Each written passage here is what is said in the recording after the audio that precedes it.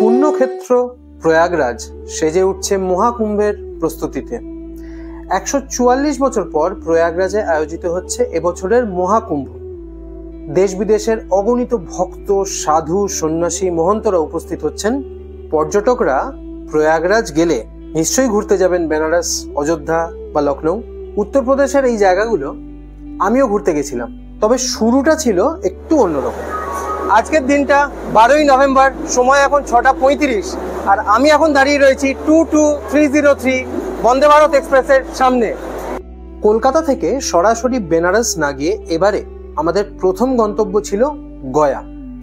হাওড়া থেকে গয়া বন্দে ভারতে চড়ে দুপুর 12:30 নাগাদ আমরা পৌঁছলাম পুণ্যভূমি গয়া।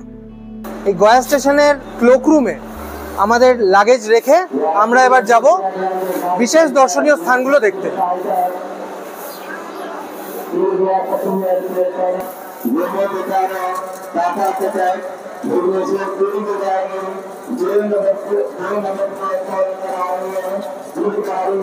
গয়া জংশন স্টেশনে এসকেলেটর ফেসিলিটি নেই, তবে এরকম স্ল্যান্ট আছে যেখান দিয়ে ট্রলি ব্যাগ নিয়ে সহজেই নামা সম্ভব।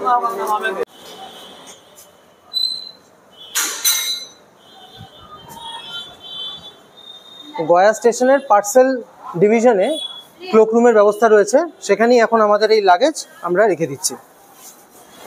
গয়ার পার্সেল অফিসে ক্লোকরুম ফ্যাসিলিটি যেখানে রয়েছে সেখানে আমাদের লাগেজ ডিপোজিট করে আমরা এবার বেরিয়ে যাচ্ছি গয়ার ডে ট্রিপ করার জন্য। গয়াতে নাইট স্টে না করে যদি ডে ট্রিপ আপনারা ঘুরতে চান তাহলে আমাদের মতো ক্লোকরুমে নিজেদের লাগেজ ডিপোজিট করে দিতে পারেন। যেমন আমাদের আজকে রাত্রি 12:30টার সময় এই গয়া জাংশন থেকে অযোধ্যার ট্রেন আছে, তাই আমরা এখানে কোনো হোটেল বুকিং করছি না। সারাদিন গয়া এবং বোধগয়া ঘুরে আমরা রাত্রিবেলা আবার আমাদের লাগেজ কালেক্ট করে ট্রেনে উঠে অযোধ্যার দিকে রওনা হব। এই হলো গয়ার টিকিট কাউন্টার, আর এই যেটা দেখা যাচ্ছে এটা হলো প্যাসেঞ্জার হোল্ডিং এরিয়া বলা হচ্ছে, অতএব প্র্যাকটিক্যালি এটাই ওয়েটিং রুম। গয়া পুরোপুরি রিস্ট্রাকচার করে সাজানো হচ্ছে বলে এখানে স্টেশনের ভেতরে কোনো ওয়েটিং রুম অ্যাজ সাচ নেই। ভেতরে দু একটা জায়গায় এরকম ছোট ছোট তাঁবু খাটিয়ে রাখা হয়েছে যেখানে প্যাসেঞ্জার ওয়েট করতে পারেন ট্রেনের জন্য, আর রয়েছে এই জায়গাটা।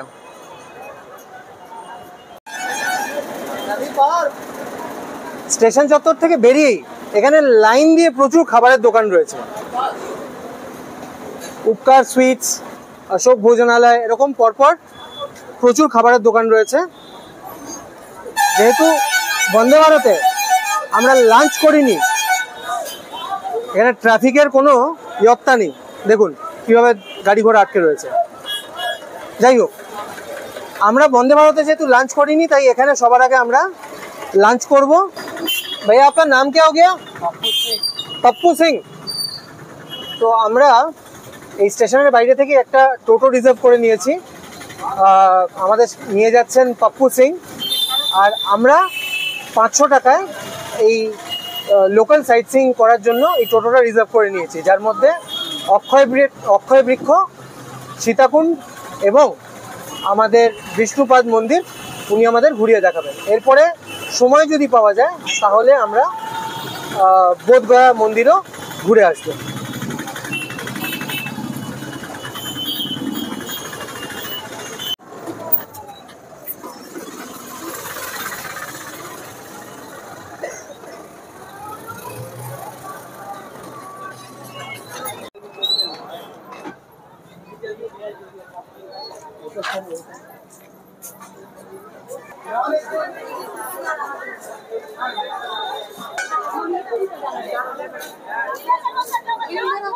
গয়া সম্পর্কে হিন্দু মাইথোলজিতে যে গল্পটা রয়েছে সেটা হলো গয়াসুরের গল্প। বলা হয় গয়াসুর এমন বরদান পেয়েছিলেন যে গয়াসুরের স্পর্শে যে কেউ স্বর্গলোক প্রাপ্ত হতে পারবে। সেইভাবে যে কোনো কীট পতঙ্গ মানুষ যে কেউ গয়াসুরের সংস্পর্শে এসে স্বর্গলোকে পৌঁছে যাচ্ছিল এবং এইভাবে মর্তলোক খালি হয়ে যাচ্ছিল। তখন স্বর্গলোকে দেবতাদের বাঁচানোর জন্য। হ্যাঁ, ধর্মশিলা রেখে আচ্ছা পা দিয়ে চাপা দেন। আচ্ছা, ওনাকে বলেন কি আমি তোমাকে আপনি বলবেন, আপনারটাই রেকর্ড করে নিচ্ছি স্যার। গয়াসুরের কাছে ভগবান বিষ্ণু আসেন, বলেন কি আমি এই ধর্মশিলা বিষ্ণু লোক থেকে এনেছি, এই মৃতলোকে রাখতে চাই। তখন উনি বলেন কি কোথায় রাখবেন প্রভু, আপনি বলুন, সেখানে ব্যবস্থা করে দিচ্ছি। তাতে উনি বললেন কি আমি তোর বুকের ওপর রাখবো, তোর বুকের থেকে শুদ্ধ জায়গায় আর কোথাও নেই। তখন উনি বুকের ওপর ওই ধর্মশিলা রেখে পা দিয়ে চাপা দেন। তখন গয়াসুর বলেন যে আপনি প্রভু কী করছেন? বলে তোকে এইখান থেকে মৃতলোক থেকে মুক্ত করে বিষ্ণু লোকে নিয়ে যাবো। তো বলে তুই বর দিন। বলে মৃত্যুকালে আর কি বর চাস? বলে হ্যাঁ বর চাই, যে কেউ নিজের পিতৃপুরুষের পুণ্যদান এখানে করবে তারা যেন স্বর্গে জায়গা পায়। সেই সময় থেকে গয়াতে বিভিন্ন দানের ব্যবস্থা আর চলে আসে। Thank you. আপনার নাম মহারাজ? আচ্ছা আচ্ছা, আমি অর্ক ব্যানার্জি। Thank you.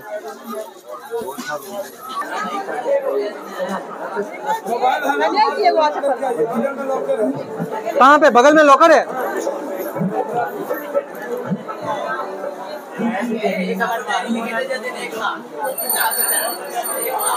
আচ্ছা, মোবাইল নিয়ে মন্দিরে প্রবেশ করা যায় না, তাই মোবাইল রাখার জন্য এখানে লকারের নির্দিষ্ট ব্যবস্থা রয়েছে।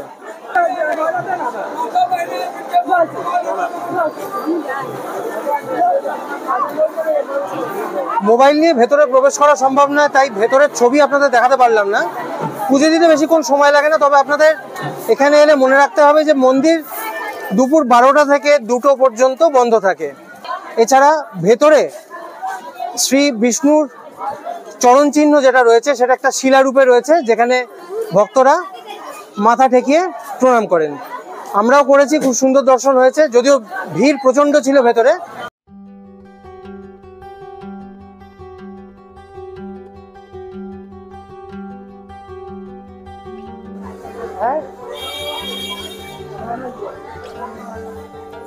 দেবী সীতা যে 5 জনকে সাক্ষী মেনেছিলেন, তার মধ্যে একমাত্র এই অক্ষয় বটই সত্যি কথা স্বীকার করেছিলেন।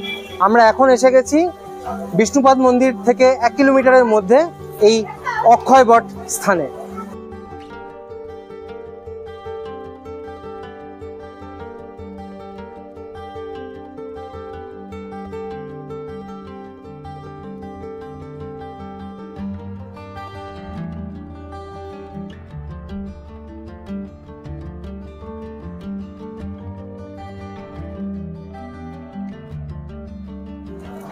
আমরা এবার চলে এসেছি শ্রী মঙ্গলা গৌরী দেবী মন্দিরে। 51 সতীপীঠের মধ্যে অন্যতম এটি একটি সতীপীঠ।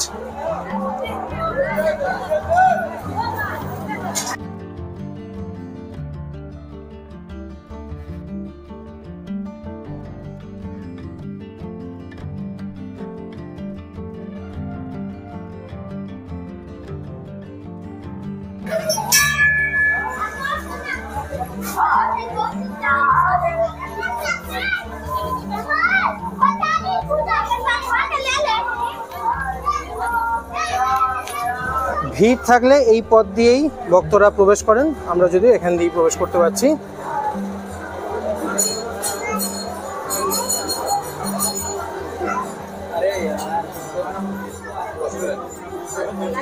মনে করা হয় এখানে দেবী সতীর স্তন পতিত হয়েছিল, যে কারণে পুষ্টিদায়ী মাতা হিসেবে এখানে মঙ্গলা গৌরীর পুজো করা হয়।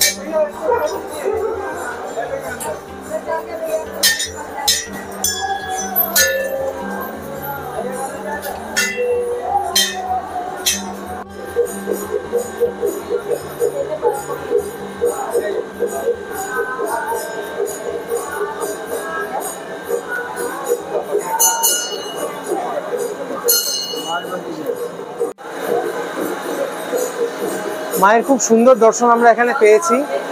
মায়ের যে গর্ভগৃহ, সেখানে অল্প পরিসর থাকায় নিয়ন্ত্রিতভাবে ভক্তদের সেখানে প্রবেশ করানো হচ্ছে। এই যে ছোট্ট একটা দরজা মতো রয়েছে, এখান দিয়েই প্রবেশ এবং এখান দিয়েই নিকাশের ব্যবস্থা রয়েছে। তাই 4 জন বা 5 জন করেই ভক্ত ভেতরে যাচ্ছে, তারা গর্ভগৃহে মায়ের দর্শন করছে এবং বেরিয়ে আসছে। এই অবস্থায় বলে রাখি যে মায়ের যে গর্ভগৃহ, সেখানে কিন্তু কোনো রকম ইলেকট্রিসিটি বাল্ব নেই, সেখানে প্রদীপের আলোতেই কিন্তু মায়ের দর্শন চলছে এবং ভক্তরা নিজেদের ভক্তি উজাড় করে মায়ের দর্শন এখানে পাচ্ছেন। আমাদের মোটামুটি আধ ঘন্টা সময় এখানে লেগেছে, তবে বিশেষ দিনে তার চেয়ে বেশি সময় এখানে লেগে যেতে পারে। বিকেল ফুরিয়ে তখন সন্ধ্যা নামার পালা। আমরা গিয়ে পৌঁছলাম বোধগয়া।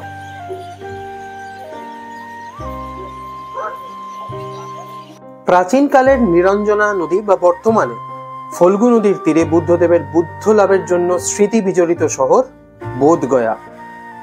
বোধগয়ার বিশেষ আকর্ষণ হলো মহাবোধি মহাবীর মন্দির। বোধগয়ার বাকি মনেস্ট্রিগুলো সন্ধ্যে 6টায় বন্ধ হলেও এই প্রধান মন্দির ভোর 5টা থেকে রাত 9টা অবধি খোলা থাকে। মাত্র 29 বছর বয়সে কপিলাবস্তুর মহারাজ শুদ্ধোধনের পুত্র সিদ্ধার্থ সংসারের মায়া ত্যাগ করেন। সুদীর্ঘ তপস্যার পর এই অঞ্চলেই বোধি বৃক্ষের তলায় বোধি লাভ করেন, হয়ে ওঠেন গৌতম বুদ্ধ। মহাবোধি সোসাইটি দ্বারা নির্মিত এই মহাবীর মন্দিরে সংরক্ষিত আছে সেই বোধি বৃক্ষটিও। কালক্রমে আদি বৃক্ষটি ধ্বংস হওয়ায় বর্তমানে সেই গাছের 5ম প্রজন্মের কাণ্ড, শাখা প্রশাখা সমস্ত দেখা যায়।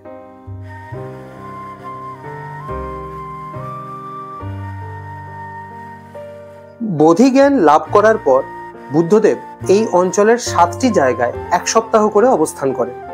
অনিমেষ লোচন মন্দির, যেখান থেকে নিষ্পলক নয়নে গৌতম বুদ্ধ বোধি বৃক্ষকে 1 সপ্তাহ যাবৎ দেখেছিলেন, কিংবা সেই সরোবর যেখানে তপস্যা করার সময় ওনাকে ঝড় বৃষ্টি থেকে রক্ষা করেছিলেন স্বয়ং নাগরাজ, এ সমস্তই ঘুরে দেখে নিতে পারেন আপনারা।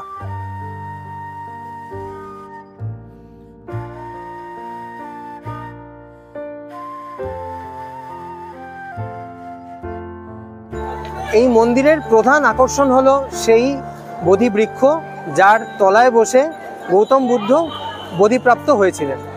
আপনারা আসলে এই মন্দির ঘুরে দেখার জন্য একজন গাইডের সাহায্য নিতেই পারেন এবং এই পুরো মন্দির চত্বর ঘুরে দেখার জন্য মোটামুটি 1.5 ঘন্টা সময় আপনাকে হাতে নিয়ে আসতে হবে। এই মন্দিরে প্রবেশের একটা খুব অদ্ভুত নিয়ম রয়েছে। এখানে ক্যামেরা নিয়ে প্রবেশ অ্যালাউড, কিন্তু মোবাইল নিয়ে প্রবেশ করা যায় না।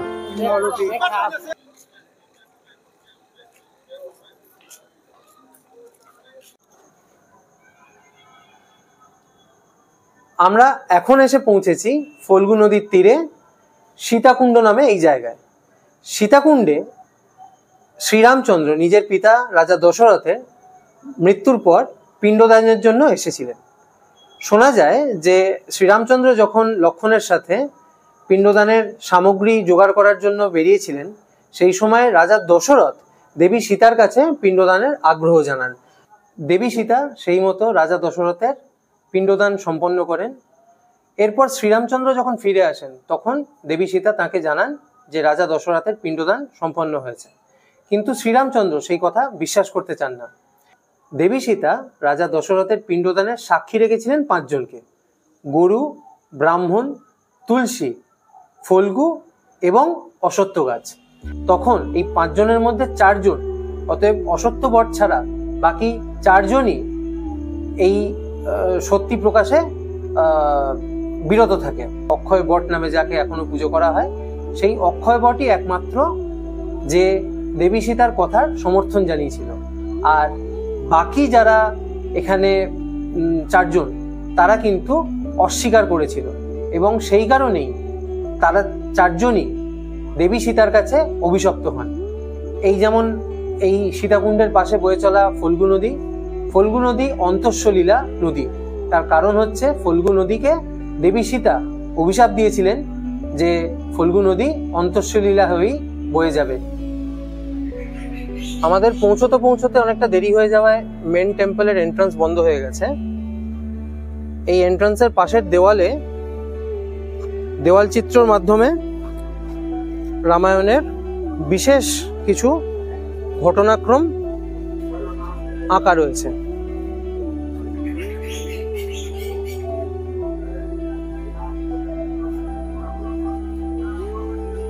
এই যে সীতাকুণ্ড টেম্পল কমপ্লেক্স, এটা ঘুরে দেখতেও কিন্তু আমার মনে হয় আপনাদের হয়তো আধ ঘন্টা 1 ঘন্টা সময় লেগে যাবে। পূর্বপুরুষদের পিণ্ডদানের জন্য কৃত্যাদি করার থাকে, তাহলে কিন্তু হাতে আরো বেশি অনেক সময় নিয়ে আপনাদের এখানে আসতে হবে, না হলে একদিনে কিন্তু গয়া এবং বোধগয়া ঘুরে নেওয়া সম্ভব।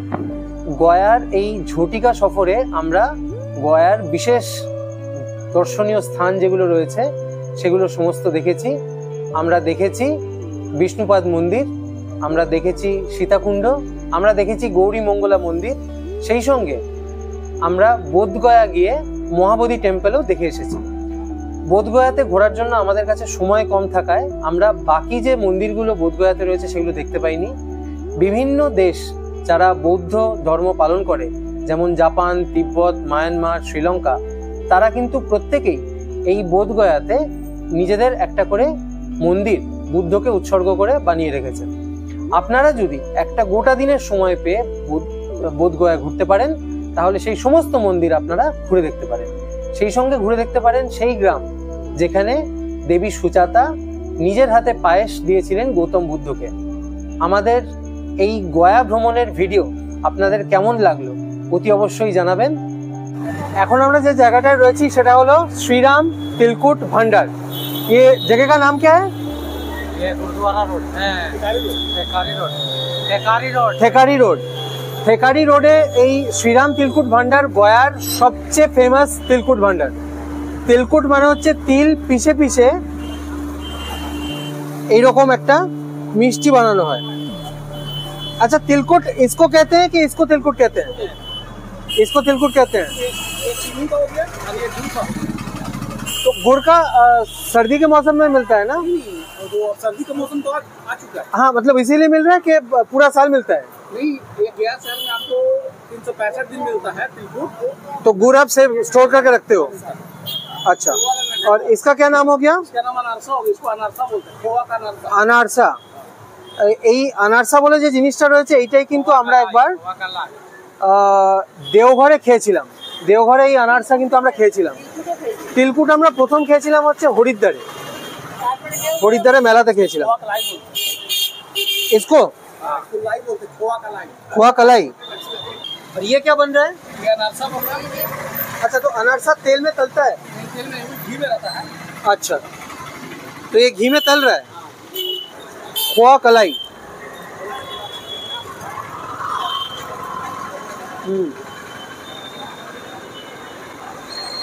জয়নগরের মোয়ার কথা মনে পড়ে যাবে এটা খেলে, খুব সুন্দর খেতে। আমি জিনিসটা একবার দেখাই।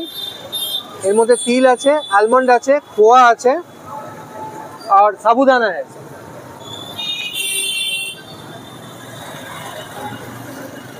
बहुत बढ़िया, एक और दीजिए। ये इसका आपने कीमत क्या बताया? 380 रुपए किलो।